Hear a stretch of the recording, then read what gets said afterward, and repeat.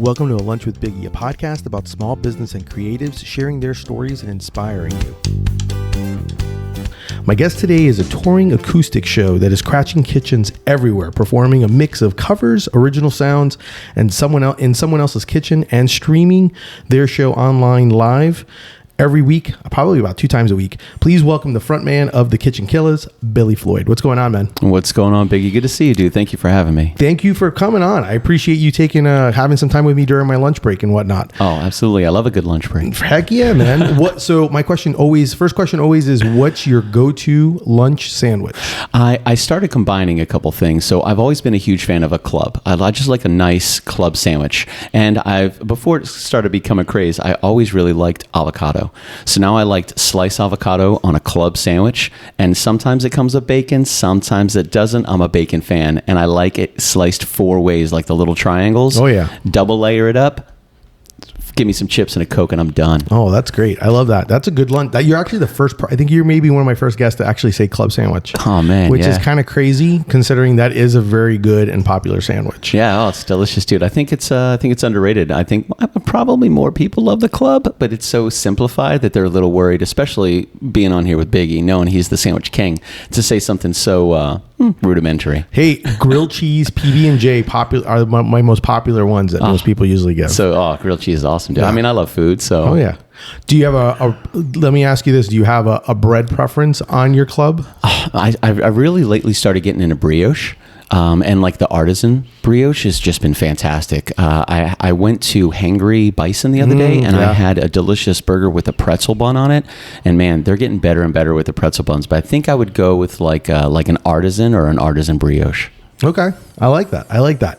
So when I started, I did a little bit of the intro. Can you describe to people what the Kitchen Killaz is? Yeah, actually, I tried to come up with an elevator pitch. Yeah, so give it to me. I've had to adjust it a little bit, but I'm a touring acoustic solo crashing kitchens around the country. I do it every Friday, and I do it for free. So technically, I'm a touring musician, a local musician here in Orlando, and I do play, as Biggie said, a combination of covers and originals. And in between each individual song, we normally feature a dish that the host provides that is provided by a local eatery or that it's cooked by a local chef. And then we try to provide people the ingredients, the recipe, and where it came from. Was it grandma's recipe? Is it something that you came up with? Like, give me the heart and soul of the creativity behind this. So I think with that, we're really able to kind of introduce people to new things maybe they haven't tried before, kind of reinforce something that they have enjoyed before, but ultimately to just build this incredible community that we have here in Central Florida. And everything is you stream it every Friday. Right. Every Monday we have what's called the weekly rewind. Every Wednesday is now a Patreon show because our Patreon patrons really keep us going because we play Friday for free. You know, we don't charge anything for the performance, and this is 25 years in the business for me. So some people say, well, you get what you pay for. In this instance, you actually get what you don't pay for, which really helps out. So the Patreon members really help us push the whole thing forward. So Wednesdays is a private Patreon show, and every Friday you can either find me at my home studio with an awesome chef or some cooks or some hosts, and that way we stream directly to Twitch, YouTube, and Facebook. When we travel, we stream primarily to Facebook, but we are looking this year at utilizing the StreamYard application and hitting multiple platforms simultaneously. I love it. How long have you been doing this? Is it since 2017? Yeah, I think I want to say August 11th or August 12th, 2017 was our first remote kitchen. And it happened kind of on accident. I really wanted to use social media more. And in 2017, Facebook Live really wasn't used that much. So I decided every day, one song in somewhere in the house, I was going to go live. Yep. So I went live from the studio. I went live from the bathroom. Thankfully, that didn't catch. I went live from the living room. And then one day, the great Commodore and I, my friend Jay, we went live from the kitchen on a Friday night. And I assumed nobody would be home because it's Friday night. But everybody was home and everybody tuned in, and the agreement we had with them was as long as we stay over 20 viewers, we'll continue to play. And 20 was a lot back then. We had never done this before. And we played almost 3 hours, and people just kept coming in. So we did it the next week because it was kind of fun, and somebody said, hey, would you come to my kitchen? And I said, yeah, we'll go to all the kitchens. And Jay looks at me, he's like, what did you just do? And I'm like, I have no idea. Let's see how this works. And my friend, also Tim Haggard, a musician from Polk County, popped in. He goes, man, I saw you guys killing it in the studio. You killed it in the band room, and now you're killing it in the kitchen. You guys are like the Kitchen Killers. And I was like, I love the alliteration, the KK. Yeah. I said, okay, cool. Kitchen Killers, go into different kitchens every Friday. Let's just put it out into the universe. And then here come the invitations, and we haven't stopped since. That's insane. You know, if you really think about it, I know that's kind of how I came across you guys when I was online, and that's how I became aware of you guys. At the time, it was you and the Commodore. Yeah. You guys actually came to my house and actually and did a Friday show. We had a great show, and we did a grilled cheesa. Yes, you did, and I still have the video of that. And it's one of my favorite things. I actually I created a parody version, like an initial parody version of it was Tequila. Yep. From like Dan and Shay or whatnot. Oh yeah. And I sent it to Billy, and I said, hey, I was like, this is what I'm thinking. These are the lyrics I have. And he's like, oh, let me see what I can do. And he played around with it, and then he actually sang it. It was pretty awesome to actually see an idea come into, like, you know, something like that. Watch it come to fruition. Yeah, it's always an amazing thing to be able to see. I have the lyrics. I'm actually going to find them real quick, and I'll just send you a link. We don't need to do it now, but I do still have those lyrics. They're fantastic. You're a good writer, man. I appreciate that. I enjoy it, man. It's a fun process. So I want to talk to you a little bit about consistency with you, because like you mentioned, you do shows Mondays, Wednesdays, and Fridays. And you crash people's kitchens, so you're constantly going to different places, and you've been doing this for over 5 years. Like, how do you keep the consistency? Because I mean, that is a long thing to do constantly and be consistent in the sense that you're doing it every week. You're doing this is like basically consumes your life. So how do you handle that, and how do you balance it? I added consistency, commitment, and growth, and you need to be committed to it. And you need to be consistent, and you need to make it a habit. So it became a habit. It is almost like every day when I wake up in the morning, I make my bed, I brush my teeth, I get ready for work, I grab my coffee, I say goodbye to my pups, and I leave. And it becomes a habit. So just recently, side note, I also added 2 more shows on TikTok. So every Monday, I stop the weekly review or the weekly rewind, and I jump right over to TikTok immediately. And now Thursday, I play from 7 to 8 every Thursday night. So I have 2 shows on Monday. Tuesday is my day off. A show on Wednesday, a show on Thursday, a show on Friday, and now I'm booking a lot more gigs on Saturdays and Sundays, local gigs and local venues and eateries and festivals and stuff like that. So I think a big part of it is I love this. I'm super passionate about it. Whether there be 1,000 people listening or 0 people listening, I love to play and write and perform. It's my therapy. So I found an avenue where not only could I experience that personal therapeutic moment, but I was also able to touch the hearts of other people and engage them not only in the community, but in the music itself. And they really became a huge motivator for me to stay consistent, to keep going. And I've always been under the impression that if you really want something to work out, you just cannot give up. You have to keep going. Just keep going, man. But I also love what I do. Yeah. You know, I'm not doing it for the end goal. I don't think there is an end goal. I do it because I just really enjoy it, and it moves me, and it gets me so excited. When I write a new song, I really hold those songs close to my heart. So when I share them with some people in the community, or I'll start playing them for Patreon first. Patreon hears everything first. Sometimes in the writing phase. Okay. I'll play a verse and a chorus. Hey guys, this is kind of what I'm working on.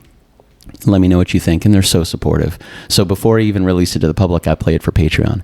And usually there's a couple guys in there that are very in tune with their emotions. And a lot of times they'll say, man, that song really moved me, dude. Like, you really got me with that one. I say, okay, awesome. And that's not necessarily my goal, but if it's a byproduct, I'm totally okay with that. Yeah. But I think a big part of it is just habit, consistency, and you've got to love what you do. I love it, dude. I love that. When you're doing, and one of the big things I also kind of want to share, at least the thought, because originally and obviously we talked about like the grilled cheese song.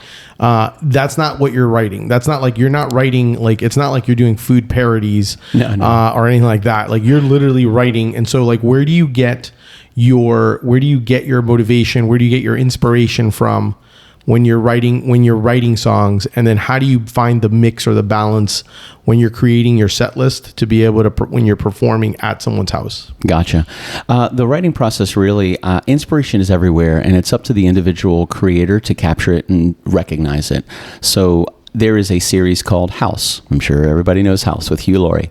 There was one screen snap, and I had paused it just because I was getting ready to step away from my TV for a second. I paused it, and the frame held so much emotion in it. I'm looking at this single picture, and I went, man, this tells an entire story. This tells an entire story right here in this one picture.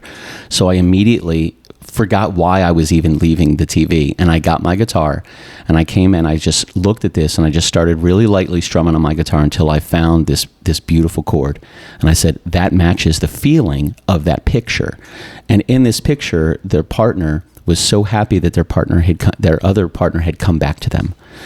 And he had kind of opened his arms, and she had kind of crawled into his arms, and they were just laying on the couch together. And I was like, man, like, come back to me.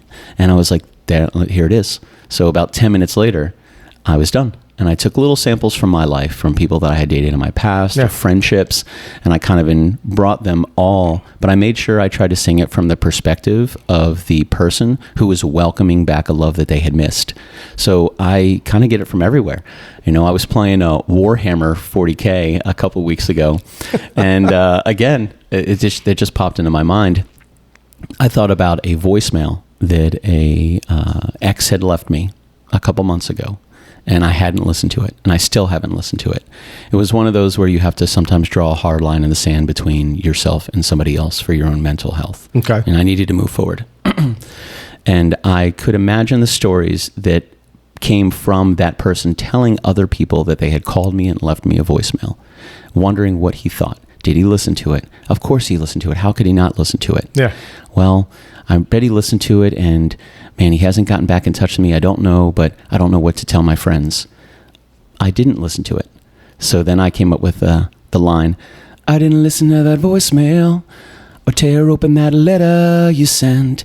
Don't you tell your friends I want you back. Nice. And I was like, well, here we go. So that one's called Ghosted. I love it. So it really is, inspiration is absolutely everywhere, you know, and I think sometimes the older we get, the better we get at recognizing it for our own individual. Like, there it is. So yes and no. Sure. So I agree with you. And I think that a lot of it is also the fact that you're very good at kind of being in the moment and being able to see and experience those things.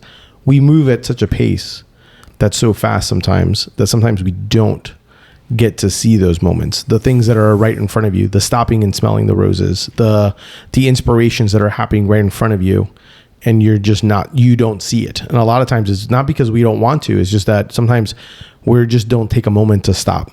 Yeah. So like, we're programmed that way. Correct. And so a lot of times, like, so it's interesting when I hear you, like the little things, how, you know, kind of like how you said, like you're kind of in that moment where you're kind of being open and receptive to it, which I think is very important when it comes to being a talented songwriter and being able to come up with music, because, you know, I'm always amazed by it. Like my daughter makes fun of me because I'm obsessed with the whole fact of like how Charlie Puth does music and how he hears it and how it, like, the progressions. And I even loved the song. There was a show on NBC called Songland that I loved watching because I would love seeing creatives do their thing. Like, it's just one of those things, like, and I'm a creative person. So like, I get it, where it's like where they kind of how they hear the music and where they see the music's going, and like how they can almost, I don't know if that's kind of in your case, like if you're visually seeing like how, oh yeah, this is what it's going to be. It's like, you know what I mean? Like, you're kind of already like thinking about it. Right. And going that route and the progressions. And then you're like, oh, and then you start using,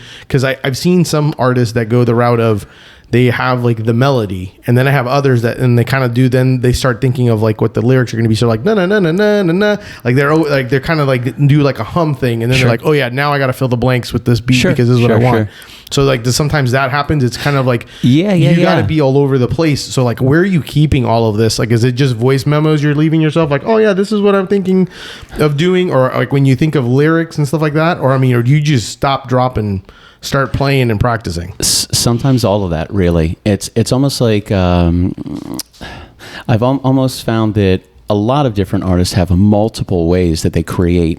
There are sometimes where I'll hear a line in my head when I'm on the way to work, and I can't grab a guitar because I'm driving at the time, so I'll just create a little voice memo.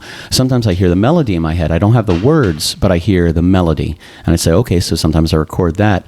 Sometimes, like with Come Back to Me, I just saw a picture, and I'm like, let me grab my guitar, and then it wrote itself.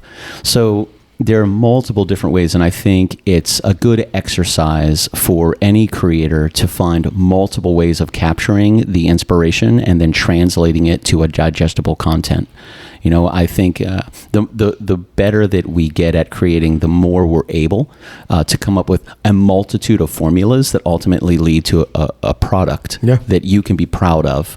And not all products, not all songs that I've written will I share with the world, because it's kind of my diary. So some things stay personal, some things I most certainly share. But I most certainly think that one of the ones that I feel the most comfortable with, where I've gotten some of my more successful songs, have been the ones that kind of pop into my head. I grab a hold of it, and within a very short period of time, the song is done. I'm not overthinking it. I just kind of find the flow. And if I can find that peaceful balance between the universe's voice and my melody, the song will write itself. Yeah. That's awesome. I'm so intrigued by the whole creative aspect. That's the reason why I love talking to so many different people that do different things. Because I think we all kind of, at the end of the day, we do all kind of speak that same language. It's just trying to figure out sometimes, and in your particular case, I love the fact that you're very, very good at kind of finding that moment and being able to capture that moment. Because like I said, like when I said, like, kind of, I see enough people where we're constantly, like the universe is talking to you and things are talking to you and your environment is talking to you, but sometimes we just don't just stop and take a moment to actually get it. And because we're usually also in our heads a lot. So that's kind of one of the big things. What do you think has been some of the difficulties you've gone through the past 5+ years doing this? I would say some of the more difficult or challenging moments have been trying to maintain healthy personal relationships. This takes a lot of time, and I'm still a full-time informational technology director. That's what I do during the day. So after I punch the clock there, I punch the clock with Kitchen Killaz. So once I get home, it's immediately to the studio, power everything on, get my notes together, make sure we're good to go, do all my sound and audio checks, build the session, test everything, grab a drink of water, use the bathroom, sit back down. 2 hours later, that's done. So great, now it's 8 o'clock. I probably haven't eaten. So let me make a little bit to eat. Grab something to eat, spend some time with the pups, make sure the house isn't burning down. Make sure that's good. Throw in a little bit of laundry because I still have a life to live. By that time, it's 9:30. This is normally, getting close to bedtime for most people. So usually around 10 o'clock, 10:30 is when I can finally kick my shoes off and relax. And by that time, most people are already snuggled in. They're an hour and a half into watching Netflix with their significant other. They've already had dinner. They're already on their date. They're already having drinks. So I think one of the biggest things has been to learn how to manage healthy relationships outside of that, and then trying to understand that in the very beginning, it can be extremely appealing to spend time with a creative person, but there's a lot of work behind it. And I think seeing the lead singer on stage should stay a fantasy. Keep it a fantasy, lead singers out there. Maintain the fantasy. You want to be the person that people want to be with, but then when they understand all the workings that go behind it, the preparation, the writing, the scheduling, the time, it's not necessarily exactly what somebody sees on the surface. So it takes a lot of time. And for me to play 4-minute song in the way that I've played a 4-minute song has taken me years to be able to do it. to be able to be smooth with StreamYard, to be able to have all these shows booked in advance, to be able to comfortably sit down and play a 4-hour show. It's not just those 4 hours, so a 4-hour show is a 5, 6, 7, 8, 9-hour event. You have travel, setup, breakdown, the performance. Yeah. Then you got to network and politic. You got to shake hands, thank people for coming out. You want to pass out business cards. You want to make those connections, make sure people truly understand that you appreciate their time, because they could do so many things. So I think I've always been pretty good with personal life balance, with energy, with sleep, with, I don't purposely fast, but apparently fasting's the cool thing now. So I fast. So I've always been good with interpersonal friendships, my family, but I think romantic relationships have been quite challenging because the investment of time is extremely high, and I think I've had many potential relationships end when I am asked this question: how long are you going to do this music thing? It's not something that I am doing for any other reason than it moves my soul. Yeah. No, I get that. What's the to kind of go a little light, what's the craziest thing that's happened in a kitchen while performing? Oh man. We had one guy absolutely wasted out of his mind that was standing just on the other side of a counter. Just on the other side of a kitchen counter. We were mid-song, and it was almost as if somebody walked up and just powered him off. Just flipped the switch, and he dropped like a stone to the floor. Just 100%. He didn't stumble. He didn't go down slow. It was literally like somebody just pulled this dude's plug, and he hit the ground full force. Now, there were many people there, and his family could take care of him, so we're professionals, and we continued to go. We didn't skip a beat. We just kept on playing the song. The very next song, that same individual needed to go. He had gotten up. He was okay. He was fine. Had a little bit of water. He was good. He had walked out onto the pool patio to get something, and he was in a hurry, so he left the pool patio door open. Well, one of his friends didn't realize that he was coming in so quickly, and he shut the patio door, unbeknownst to the gentleman that had just run out onto the pool patio. So the gentleman that had just run out thought he was getting ready to run through an open sliding glass door, and this man hit the sliding glass door so hard it shook the house. And you could hear it in the middle of the song. You just hear this boom. And we look up, and he hit the door, and he hit the ground. And again, we're professionals. He's got his friends. You just keep on going.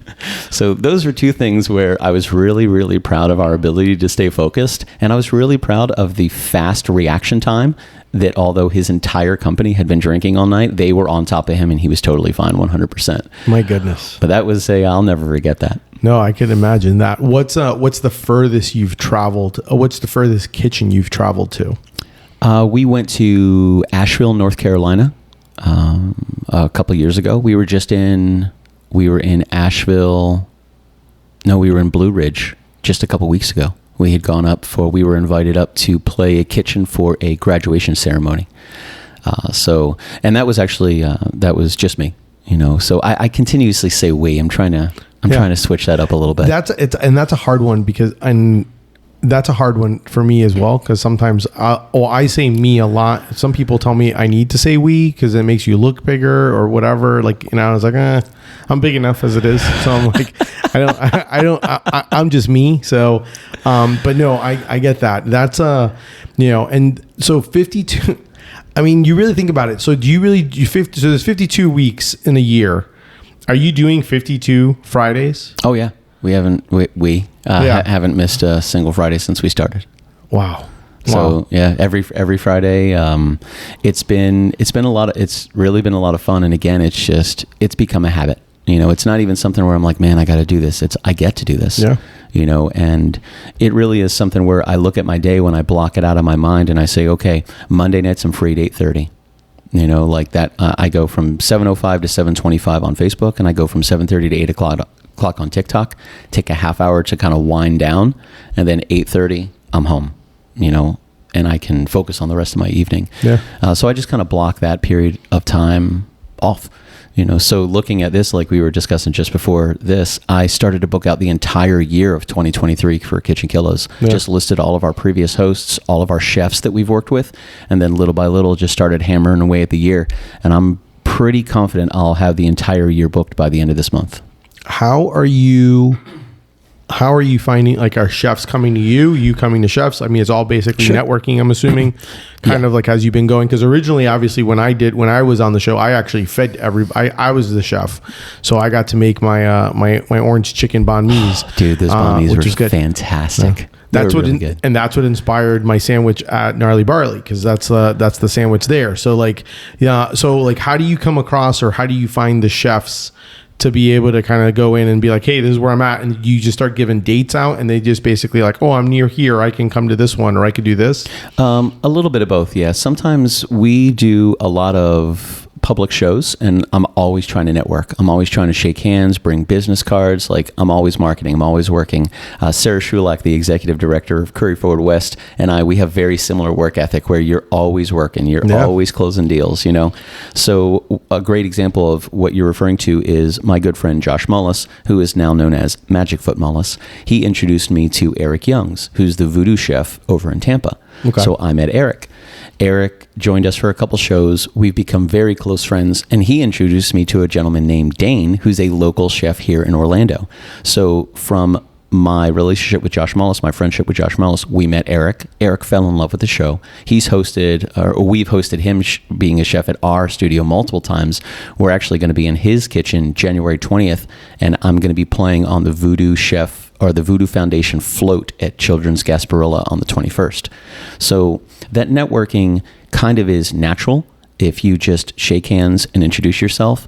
So there are some chefs that will be introduced to the show through other chefs or through seeing the show on YouTube or Twitch or friends, and they reach out and they say, man, how can I get involved? Yeah. So that's absolutely an aspect of it. Another aspect of it is just maintaining healthy relationships and genuinely encouraging your friends to succeed. So I'm talking to Eric Youngs every week. Hey man, what do you got going on, dude? I'm so proud of you. Like, you're grinding, bro. This is awesome. Asking questions, genuinely build those relationships. Some people stop at the surface of networking and say, okay, Biggie, what can I do for you? What can you do for me? Great, ABC, we're done here. Yeah. But if you really nurture those relationships, you're going to have a far more positive impact and a long-term healthy relationship with people in the industry. So it's a little bit of kind of everything. You know, it's very similar to songwriting. It's inspiration's everywhere, opportunities everywhere, networking is everywhere. I'd say another one of the hardest things is stepping away from professional relationships that I found where there was an imbalance there. That's tough because I never want to give up. Yeah. I'm a guy that never gives up. I always think there's a way we can win together. I always think there's a way we can succeed together. But unfortunately, not everybody out there has that same caring, genuine mentality. And there are a lot of people out there that will use Biggie for your sandwich connections and never talk to you again. Yeah. You know, and it's like, okay, cool. I'm glad you had a great sandwich connection. I learned. You learned. Good luck with everything. Yep, I'm moving on. Yeah. I gotta go. No, I get that, and I think that's kind of, and I totally agree with you on the whole aspect of everyone can win and everyone can succeed, and helping one another out, and then especially if you're all in the same kind of that same journey going through it. So I totally get that. Yeah, there's enough cake for everybody. Correct, and I think that's the big thing. I think that's the one thing that a lot of people tend to forget sometimes. Now, at the same time, I say that, and I'm one of those where I'm like, I'm okay to definitely pick my brain and help out and do that. But at the same time, I'm also one of those where I need to make sure that you're actually doing the work, where you're not coming in and being like, hey, how do you do this? And you're like, well, what have you done? And they're like, oh, I haven't done anything. And I'm like, well, and you get back to me when you've actually done some legwork and you've actually looked and done it. Then I can be like, okay, well, have you thought of this? Yeah, 100%. And I'm glad you brought that up. Like, I'm always willing to help somebody as much as they're willing to help themselves. So if they're telling me, hey man, I'm giving it everything I got. This is my week. This is my focus. This is where I'm growing. This is where I'm grinding. This is where I'm evolving. Then I'm far more willing to say, you got it, dude. Let me help you step your game up a little bit. Correct. Have you thought about this? Have you thought about this? And so if you're grinding, I will be your biggest fan. If you're not, and you're just continuously coming to me, hey, can you help me? Can you help me? Can you help me? Can you help me? Dude, I'm there to give you that initial spark and hopefully set you on your way and be there to guide a little bit. Mm-hmm. Just as people guide me, people help me, but I cannot continuously spark, jumpstart, spark, jumpstart, spark, jumpstart. Like, ultimately, I'm there to kick off the fire, but it's your fire, baby, and burn it. Yeah. No, I get that. With that being said, this is a good one. What advice would you give someone that's wanting to start something? It doesn't have to be perfect. No, I went a long time. I went progress over perfection. That's always been the case. I think one thing that I admire most about you is the fact of the idea of you're all about the journey, not the destination. And I think that for sometimes a lot of people, and I'll be one to admit, I know that's something that I noticed in 2022. I fell back in love with the journey. I was always in the mindset of trying to figure out like, well, I'm supposed to be doing this, or what's my 5-year plan? What's your disc plan? Yeah. And so for a lot of people it would be like, well, what's next? And like that, and I'm pretty sure you get that a lot. Like, well, what's next? What's going to happen next? And what I've noticed is, and obviously, like, it's been a few years since you guys crashed my kitchen. So, and you've gone, like, the Patreon part is a new element, obviously, to kind of go that route and to be able to get. So I think to me that's like, it's so important to be able to kind of just the almost like the yeses of saying yes to your journey and figuring out where the journey is going to lead. And then hopefully at the same time, obviously you may have certain goals like, hey, this is what I want to do. Like in your particular case, I think it's probably, you didn't think 5 years ago that you would be in, come in January of 2023, would have already booked, 52, shows, or kitchens to be able to do. I mean, and that's kind of one of the big things that I think is impressive. But for me, my big thing was everyone always had like, hey, what's your end goal? What are you trying to do? Yeah. And a lot of times I say, I didn't know. Yeah. And I made it sound like, but and the weird part is a lot of times when I said it, I felt guilty not knowing. Yeah. And I think for me, the one thing and the reason, and I'm saying you this now because I'm based on the knowledge and growth. And that's one of the things that I learned, but also the fact that like I'm 10 years is Deli Fresh Threads turns 10 this year. And one of the reasons why I've been able to do what I do is because of the fact that I enjoy the journey. I enjoy the process. I enjoy all those things. And a lot of times why people end up giving up. And that's why a lot of people end up just not doing it, or, and I'm kind of curious, and I'm kind of just curious if you've ever been asked this question. Like, do you ever get asked the question of, or when sometimes, or maybe, I don't know, I'm just trying to figure out how I want to word it, because, so how sometimes people say like, hey, why do you kill yourself? Why do you do all this? Like, what's the purpose of this? If you're at the end of the day, if you're like, you're not going anywhere, you're not going to do anything. And if you're not doing it for you're not doing it, if what's the end goal? Like when you get that, what do you tell people when that happens? It's a non-linear adventure. So I'm playing multiple roles right now. Yeah. One of them is just a kid who loves to play music. Yeah. The other one is somebody who is in love with his community and wants to introduce more people to that community. Another one is I am a goal-oriented person. I'm also, to a fault, an extremely stubborn person, and I refuse to give up. So a big part of, and you kind of hit the nail on the head, is you have to love the process of it. And it's okay if you don't have a final goal in your mind, because let me tell you, the universe doesn't care about your goal. It doesn't. That's why you got to love the process. You don't want to put years into something, not achieve some weird goal you gave yourself 5 years ago and think that you failed. Yeah. Every show that you have is a success. Every time we book a kitchen, I feel like I booked my first show. I'm so happy to be able to do it. And you said something previously. You said, I bet you didn't think 5 years ago that you would be able to book an entire year in less than a month. Now, I did buy kitchenkillaz.com for 5 years in 2017. I knew it wasn't going anywhere. Yeah. And I knew that if I was behind the wheel, if I had my foot on the pedal, just grab on, because we're going. I'm not giving up. I am not. We've had a good friend, Shelly Wheeler, had moved from California to Florida, and she helped us for a couple of years. Yeah. And we love you, Shelly. She moved to Texas with her mom to help with her family. We just recently had Michelle Hess move to Orlando from Utah to help with the project specifically. So part of that in my mind is I'm so happy that I'm able to continuously focus and grow and evolve and stay determined, because Michelle gave up her whole life to be here and help. And how terrible would it be if I was like, I don't really want to do a show tonight. Yeah. This woman gave up her friends and family, everything she's ever known, to move here. So a little part of it is like, I have to do this for Michelle. I have to do this for my mom and dad. I have to do this for my sister. I have to do this because I love the community. I have to do this for myself. I have to do this because it is my therapy. So it's multiple roles at the same time, but ultimately I love the process of every individual one of them. And I've had 5 years to hone that process and kind of trim it away, become more efficient, more effective without losing the love of the process itself. No, I love that. I love that. Speaking of community, how can people find you, follow you, and most of all, listen to your music? How can they do that? The best way is to Google Kitchen Killaz with an AZ at the end. So that's the best way to do it. We are the only Kitchen Killaz. Our music is on Amazon, Spotify, iTunes. We stream several times a week to Facebook, Twitch, YouTube, and now TikTok. So that is where you can find us. We book for free. You can message us at kitchenkillaz@gmail.com. You can shoot me a message on any social media platform. My name is Billy Floyd. That is my real name. I'm all over social media. Throw me a friend request. We can be buddies. And let us get up in that kitchen, yo. We might even bring Biggie. Maybe if you're making sandwiches, you definitely consider me being there. I do eat other things, but definitely if it's a good sandwich.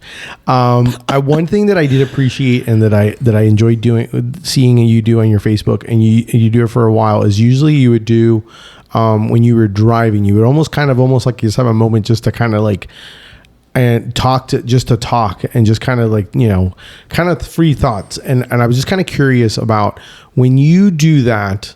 And I felt like, a lot of times when you did that, when you do that, is it something that you do because you want to share and you want to tell, like maybe have someone think of something in a way that they haven't thought of it about how their day should go or how they should be appreciative of something, or like a certain topic sometimes you kind of have.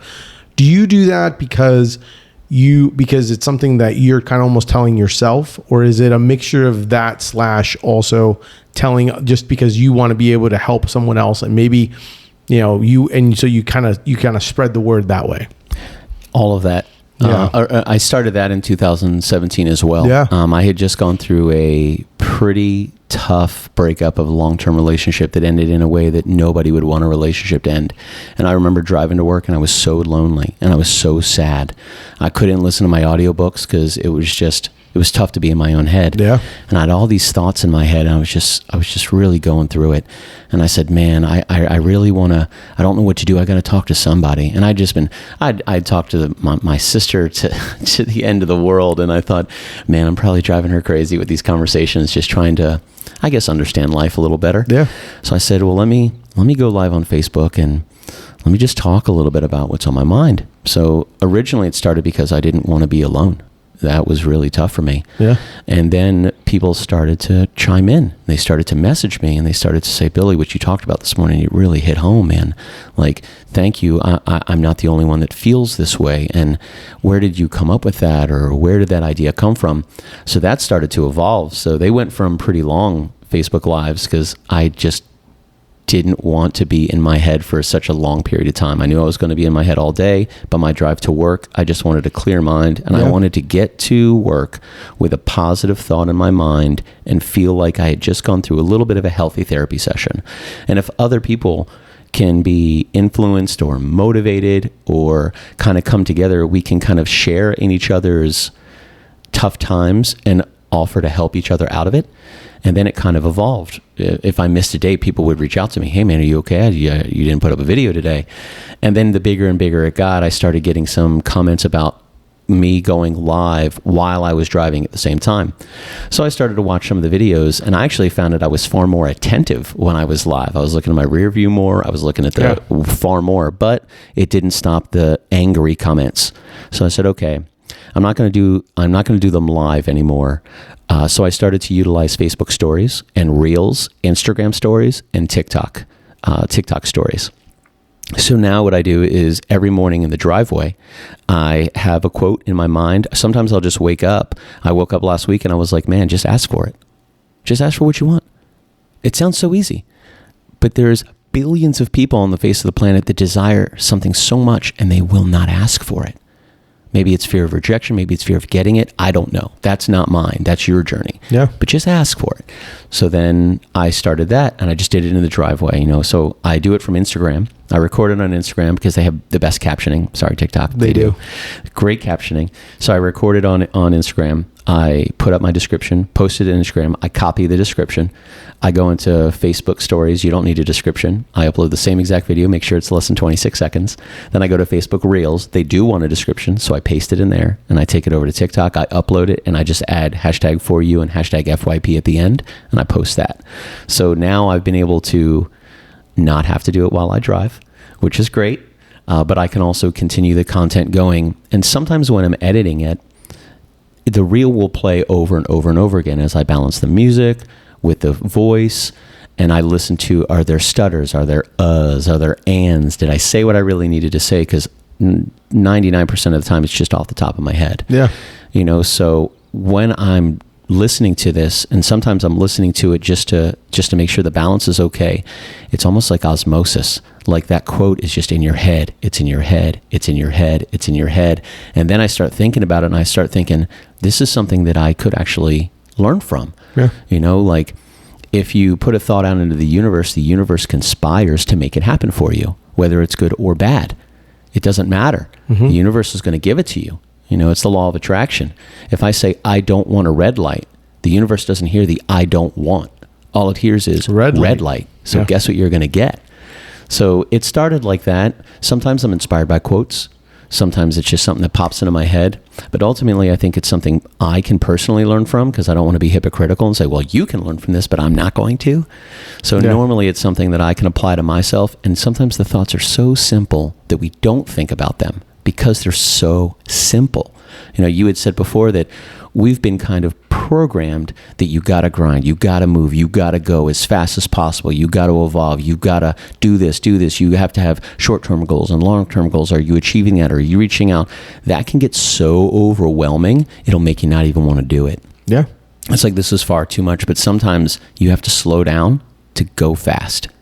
You really do. And if you just take that beat and you take that moment, you never know the element of love that it can exist in that moment, and through the generations that it could unfold into. So take your time, take a breath, and do it, baby. And put it out in the world. Absolutely. Put it out there, man. Yeah. Listen, you're going to get judged. Period. It's going to happen. It's okay. It's going to be good. It's going to be bad. It's going to be indifferent, but you're going to learn. And don't let it knock you off your mount. Just keep on going, keep on grinding, and take those negative comments and extract what you can utilize from it. If somebody says, "Oh man, I don't like this," you know, you do the same thing all the time. It's like, okay, let's take that into consideration. How could they see it from this point of view? Yeah. What elements of them are true if we take away the emotion? So, okay, is there repetition in this? Okay, I see why they would think there's repetition in this. You know what? I'm going to shift that up a little bit. I'm going to shift that up for you. And then make that a habit.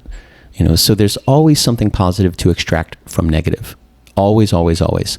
You know, so I think there's benefits of that in pretty much everything. Yeah. But ultimately, when it really comes down to it, you've got to love what you do. You got to love the process. And software developers say the same thing. Release often, release early.